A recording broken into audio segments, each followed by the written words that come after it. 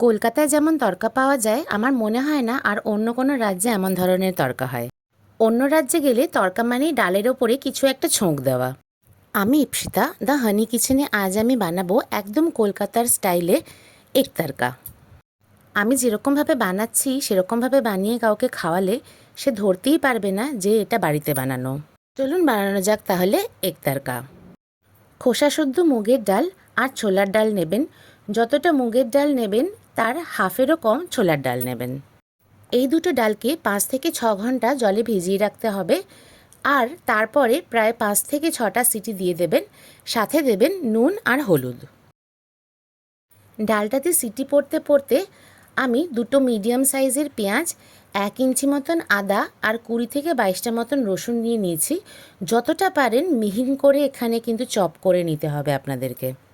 দেখুন আমি একদম ফাইনলি চপ করে নিয়েছি। ডালটা আমাদের সেদ্ধ হয়ে গেছে। পুরো ঠান্ডা হলে পরেই কিন্তু প্রেশার কুকারটা খুলবেন। এখন একটা ডালের কাঁটা বা স্ম্যাশার দিয়ে 60% পর্যন্ত আপনাদেরকে ভালো করে স্ম্যাশ করতে হবে। পুরোটাই যাতে স্ম্যাশ না হয়ে যায় সেদিকে একটুখানি খেয়াল রাখবেন। কড়াতে দিয়ে দিলাম রিফাইন অয়েল। এতে কিন্তু সর্ষের তেল ইউজ হয় না। এখন দিয়ে দিলাম একটা তেজপাতা ফোড়ন। এতে কিন্তু আর অন্য কোনো ফোড়ন পড়ে না। কেটে রাখা পেঁয়াজ, আদা আর রসুন কুচি দিয়ে দিলাম। 1 মিনিট মতন একটু নাড়াচাড়া করে নেবেন। দিলাম কাশ্মীরি লাল লঙ্কার গুঁড়ো, হলুদ গুঁড়ো আর নুন দিয়ে ভালো করে ভেজে নেবেন। একটু ভাজা হলেই দেবেন স্বাদ অনুযায়ী লঙ্কা কুচি। রান্নাটা স্কিপ না করে লাস্ট পর্যন্ত দেখবেন, কারণ অনেক ধরনের উপকরণ আরও পড়বে।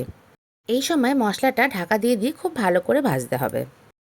মশলাটা ভাজতে ভাজতে আমি আরেকটা কড়াইতে 4টে ডিম, তার ভেতরে খানিকটা নুন দিয়ে তেলে ক্রাম্বল করে নেব।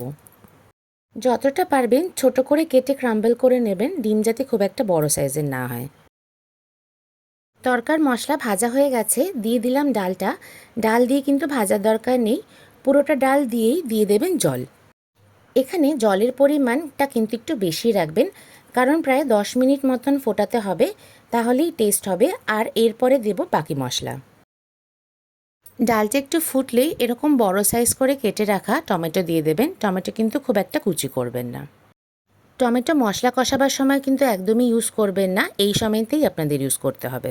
এখন ঢাকা দিয়ে একদম হাই ফ্লেমে ডালটা ভালো করে আপনাদের ফোটাতে হবে। আমার চ্যানেলটা ভালো লাগলে একটা লাইক, কমেন্ট আর সাবস্ক্রাইব কিন্তু খুব আশা করলাম। তরকার ডালটা খানিকটা শুকিয়ে আসলেই দিয়ে দেবেন এখন ডিমের ক্রাম্বল। ডিমের ক্রাম্বলটা কিন্তু এখনই দেবেন, তাহলেই ডিমগুলো খুব নরম হয়ে যাবে আর তরকার রসটা ঢুকবে, ঠিক যেরকম দোকানে হয়। আবার ঢাকা দিয়ে 5 মিনিট মতন ফোটাবেন। দেখুন 5 মিনিট পরে এরকম একটু টাইট হয়ে যাবে।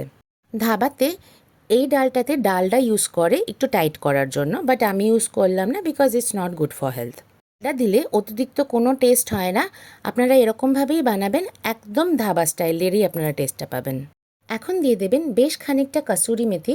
কসুরি মেথি ড্রাই রোস্ট করে তবে ইউজ করবেন। কসুরি মেথি স্কিপ করবেন না, কসুরি মেথি না দিলে তরকা কিন্তু অসম্পূর্ণ। দোকানে তরকায় যে সুন্দর স্মেলটা আসে, এটা কিন্তু এই কসুরি মেথি দিয়েই। এখন নুন চেক করে নেবেন, যদি প্রয়োজন হয় তো আবার নুন দেবেন। আপনারা মনে করতেই পারেন এতটা জল দিয়ে কেন ফোটালাম, অল্প জল দিয়ে ফুটালে পরেই এটা হয়তো ঘন হয়ে যাবে, কিন্তু মনে রাখবেন এই ডালটা মশলার সাথে যত ফোটে ততই কিন্তু এটা টেস্ট বাড়বে। এখন দিয়ে দিলাম মাখন। মাখন দিয়ে কিন্তু আর বেশি ফোটাবেন না, জাস্ট ঢাকা দিয়ে 1 মিনিট মতন রেখে দেবেন। মাখনের পরিমাণটা আপনারা আপনাদের হিসাব অনুযায়ী বাড়াতে বা কমাতে পারেন। এটা যত টাইম যাবে তত কিন্তু টাইট হতে থাকবে, তাই সার্ভ করার আগে বেশি শোকাবেন না। অনেক হোম শেফরা ভাবেন একদম দোকানের মতন বাড়িতে তড়কা হয় না। একবার এরকম করে বানিয়ে দেখুন, এক্স্যাক্টলি দোকানের মতন টেস্ট পাবেন। ইনফ্যাক্ট দোকানের থেকেও টেস্টি হবে।